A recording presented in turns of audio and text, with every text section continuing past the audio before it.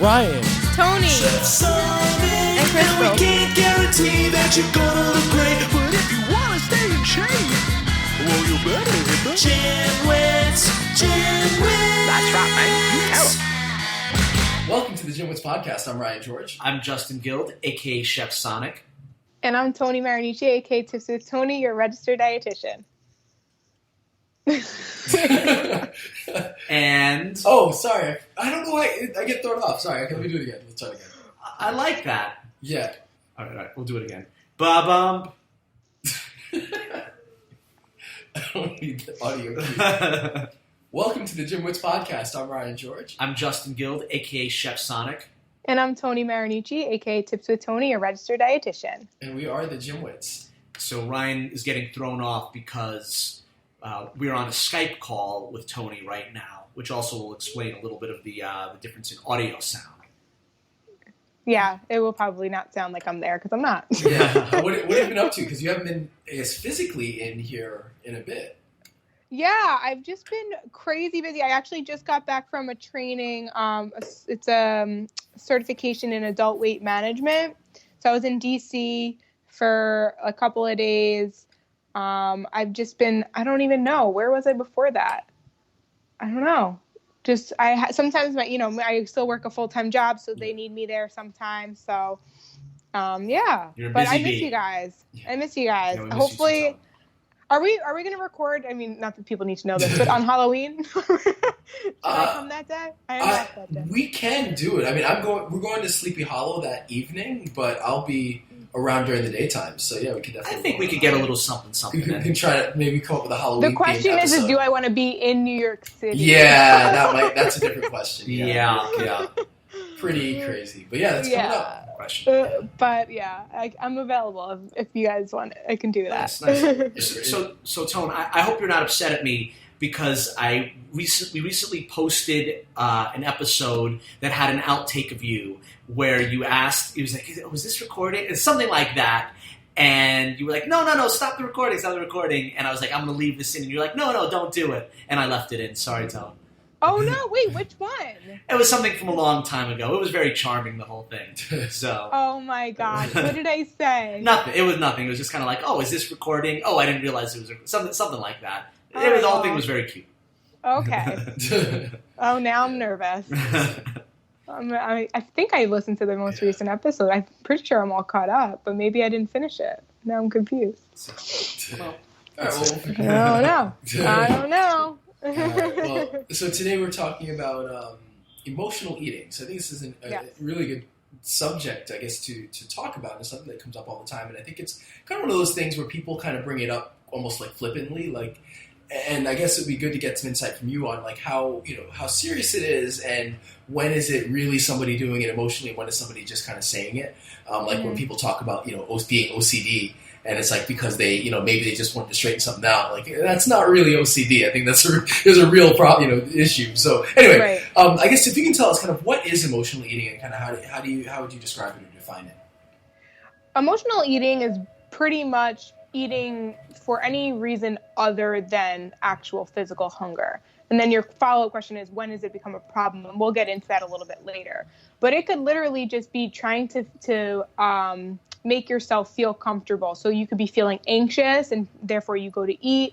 You could be feeling sad, so you turn to eat. You're maybe angry or mad, whatever emotion, and then you using food as an outlet is like your coping mechanism. That's what we would define as emotional eating. And most of the time, it's not really planned, right? We don't, like, it might be planned. Like, you might just be like, oh, I had a crappy day, so I'm going to go home and have a pint of ice cream, right? So you're technically planning it. But really, if you didn't have a crappy day, you wouldn't make that plan. Mm-hmm. So it's usually a reaction to an emotion. Mm-hmm. Would it be the same if somebody uses food as, like, a reward for something? Like, they say, I'm going to study for 8 hours, and if I do that, I can have that slice of pizza or something. Like, would that be considered emotional eating as well, or since there's kind of a plan and objective, is that not really? No, not really. Got it. Really. What about if can it be combined with your like regular meals? Like, for instance, you use the example of, I've had a bad day. So, what about an instance like, I've had a bad day, it's been brutal, terrible day at work. I got into a fight with my girlfriend or boyfriend, whatever. Now it's time for dinner. Instead of making a smart choice, I'm going to go and today I'm going to have a bacon cheeseburger with fries and a milkshake, and that's my meal. Could that 100%. be? So it could also affect your choices. Yeah, absolutely. Okay. Yeah, absolutely. Well, and to go into that a little bit, it usually affects your choices, but to be honest, those who struggle with emotional eating don't feel good even if they choose a healthy choice because of the fact that it wasn't planned, and they know that it's like there's that guilty association. There's usually a feeling of guilt associated with the action. So now you're feeling anxious or upset, and now you're also feeling guilty on top of it. That's when it starts to become more of a problem, right? Because of our mindset around it. It's usually not even the actual act of eating, it's the mindset behind the act of eating. Gotcha. So in that instance where someone's like, I had a bad day, I'm just gonna splurge. If they do that and then they go back to life and that episode doesn't happen for another 6 months or a year, something like that, is that even cause for concern? No. I mean, like, there's times in our life. Where we're completely human. It's completely normal. One thing I do want to mention though is that food is the most easily accessible thing that we have that gives us immediate pleasure, right? So like sometimes people have a really bad day and they decide to drink a lot or they decide to do drugs, but those things are either illegal or they take time to get into our system. They're not as socially acceptable. They're not as accessible.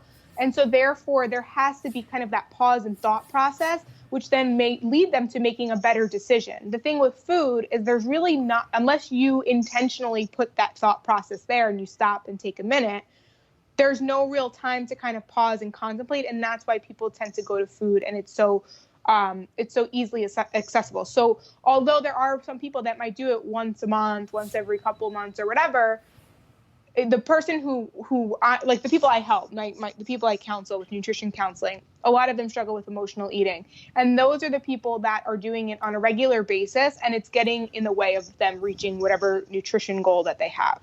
Now, it's interesting, if you've ever seen those shows, and sometimes they're uplifting because you see the amount of weight, but those My 600-Pound Life, those shows, I don't know if you've ever watched any of those, where basically people are morbidly obese. They can weigh 600, 700, 800 pounds, just crazy levels. They're very unhealthy, and they're basically they're going to die soon. Their life is going into the into the toilet. And they go to a doctor, and basically they have to go on a very strict diet, start incorporating exercise, and then potentially, if they lose enough weight, then they can have a surgery that will also help. Almost all of them struggle with emotional eating. It's funny. Out of those, when you watch those episodes, like a large percentage turned to food or were obese as a child, so their only comfort was food. Some of them, sadly, were molested or anything like that, turned to food. Things along those lines. Yeah, there's usually a psychological component that comes with it. Not everyone. Sometimes it could just be, you're dealing with day-to-day stresses and you're really stressed out. But other people, and that's sometimes where it may lead to more like a binge eating disorder or an eating disorder. And that's usually when people are suffering from things like diagnosed anxiety, depression, bipolar, OCD, those actual diagnoses. There's usually that association with disordered eating or an eating disorder as a result. But yeah, so where the clientele that I work with, I usually work with people who are recovering from binge eating disorder. So therefore they kind of have a handle on it, but it still gets in their way. But they're in therapy, or they're on medication for whatever psychological condition or diagnosis that they have. Like that part's kind of already taken care of, or they're working with someone. And then now I'm coming in and just helping them to be able to put it all together. Now, do you ever go back and forth with a psychiatrist or psychologist? Do they recommend that their patients go to you? Right? Does that happen? Or are they sort of separate things, and it's really on the patient or the client to make the decision of whether or not they want to see you? Well, so my business is an online business, right? So those in New York, I have partnerships with a couple of different social workers and therapists. I actually have started making connections because I have an online business and I recognize the benefit. I actually have been making connections with people in other states because I counsel people in other states. So I find that it's actually good and they have an online business as well. Or if not, maybe they're around that area. So I am expanding. Currently, it depends honestly on the client and the person. So I do have a referral to referral basis for some, and some I might get on the phone with if it's really necessary. Whereas others, sometimes it's just like I kind of have to believe what they say is what what they discuss with their therapist, because there's only so much I can do in that aspect because I'm not a therapist and I don't go outside my scope. So I'm sure there's like a spectrum where you have people maybe I had an amazing day and I want to finish it off with a Snickers, to somebody who binges for months at a time, because of some problem, and then everything in between. So I guess with somebody that's maybe on the line where they're not quick to identify it, what are some things that you can do to kind of maybe identify if that might be a problem for you? Great question. Definitely that guilty association for sure. So if you're beating yourself up about it, the next day you're telling yourself, I'm going to go on this strict diet. I'm not going to overeat again. Or, I'm not, I'm going to figure this out. I'm going to figure this out. But yet then again, you come to the next night and it's happening again and it's happening again. And if you kind of feel like you're in a cycle that you can't break, that's when we definitely need to pay attention to it. Other than that, I mean, they're obviously, like, I can't tell someone if they're not being aware and they don't recognize it. Like, I'm sure a lot of people do it, but don't necessarily care or notice. So although it might be a problem, I think that they have to want to change it before we could even do anything about it. Because I was going to say another thing is obviously, like, if you're going to bed with you're feeling really full and you kind of like, you can't sleep comfortably and it's disturbing other physiological aspects. Maybe you skip your workout because you overate and stuff like that. That's different. But I will say that's more towards like the binging aspect versus just eating really not good food as a reaction to a problem or an emotion. And that's where once again, it has to be if this person's trying to lose weight and they keep, eating, they do it really great during the day. And then at nighttime, they go for the extra cookies and milk and they can't get the scale to move. Then it's a problem because they're not getting to their goal. Now, are there potentially other eating disorders that emotional eating can either influence or lead to? Yeah, I would say most eating, because there's also the other side too, is people who get really stressed or depressed or anxious and then they don't eat, which technically you could classify as emotional eating because you're still trying to use food as a control. But once again, there's definitely, and I think, did we release that episode? I think we did, right? With Emmeline Peaches, right? Mm-hmm. Yes. Yeah, so like that's where we covered more of like the eating disorders, where there's actually a diagnosis, which there's a criteria that falls into it. I would say if we don't pay attention, if you're using food as a coping mechanism and we're not paying attention to it and we're not intervening, then it could potentially lead to either side of the spectrum, because if all you know is how to control your life through food, then that's what you're going to continue to do until someone comes in and just says, hey, maybe we should think about other ways to manage our stress. Like maybe we should get a journal. Maybe we should call a friend. Maybe we should chew gum. Maybe we should change their positions of where we're spending our time at night or who we're spending our time with, stuff like that. And so now with someone who deals with emotional eating in general, is it something that's kind of a persistent problem, or is it something that comes in bouts, like when there is a specific trigger, that's when it happens and then it goes away? What do you find to be kind of more common when you're dealing with clients with dealing with emotional eating?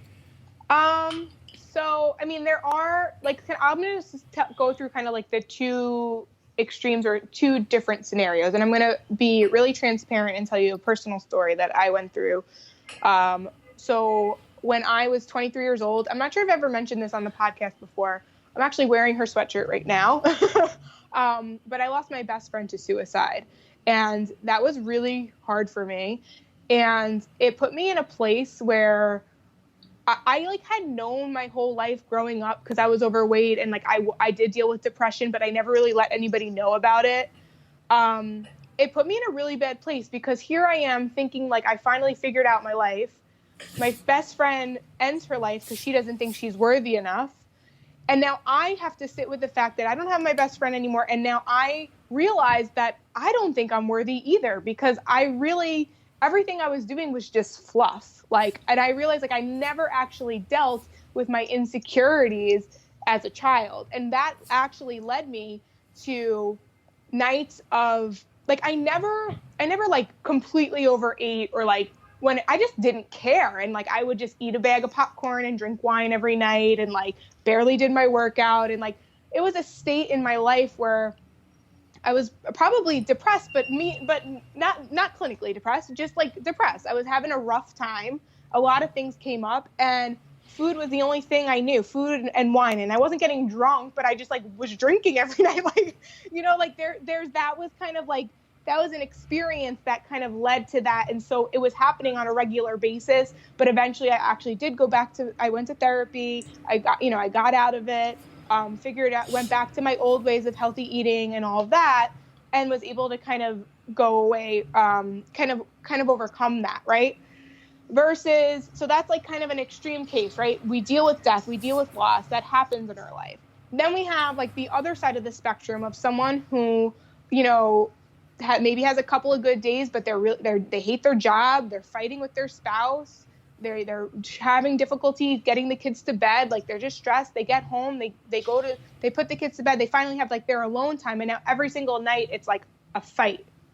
So it's on a regular basis, and it's not because a big event happened that was catastrophic and it put them in this place. It's just their way of dealing with their day-to-day stresses. And it's a continuation, and maybe they might have a couple of good days, but maybe they don't. And so that's where it's okay, when do we intervene and recognize that, we need to obviously address the food component, especially if there's a goal there. But honestly, a lot of times what happens is I actually see people and refer them to therapy. They're not seeing therapists first, unless they're recovering from an eating disorder or a mental health disorder. But for the most part, when I see someone initially for weight loss, they think they're just coming for weight loss. And it's no, we're going to talk, and we're going to figure out why you haven't been able to lose this weight quite yet. And as we start to unfold all the layers, we recognize, okay, there's a lot more to this, right? So we need to explore that, because food's the only thing we can control. So I try and teach people to use that and to empower them, to fuel them, to make them better. But first, before I can even show them how to do that and get them to that point, we have to kind of go through that kind of crappy stuff first. So now, do you think that kind of a therapy and or dietitian is always an intervention when it comes to emotional eating, or can somebody kind of listen to this and maybe make a couple changes, maybe increase their awareness, and that help with it? Do you think that it's something that if you're dealing with it, you should seek out professional help right away? I guess it depends on how often it's happening and how much it's affecting your psyche and how much it affects your day-to-day life. If you think about if you kind of overeat or choose a less healthy option, and now you wake up and you feel sluggish, you don't do your workout, and then you don't have a great day at work, and then you fight with your spouse, and you find that cycle continues. I mean, that's really up to the person how they want to live their life, right? I want to get the most out of my life. I want quality and happiness and health as much as I possibly can. So even if I had that a couple times a week, I want to fix that. But some people might be okay with that, right? Definitely, if there's a nutrition goal associated with it, you want to see a registered dietitian, right? Because there's something else you're working on your nutrition, but you have this barrier. It's just like if you want to train for the New York City Marathon, but you've never ran before. You got to practice. You got to work. You're probably going to hire a trainer. You're probably going to get the right sneakers. You're probably going to invest in some way to get you to be able to do that, right? You don't have to. You can do it on your own, but it's usually advised to seek someone out, especially if you're kind of talking onto the more extreme cases or just the cases where it's really just bothering you and you're tired of it. You're tired of being in the same place, not making any progress, and you just want to push past it.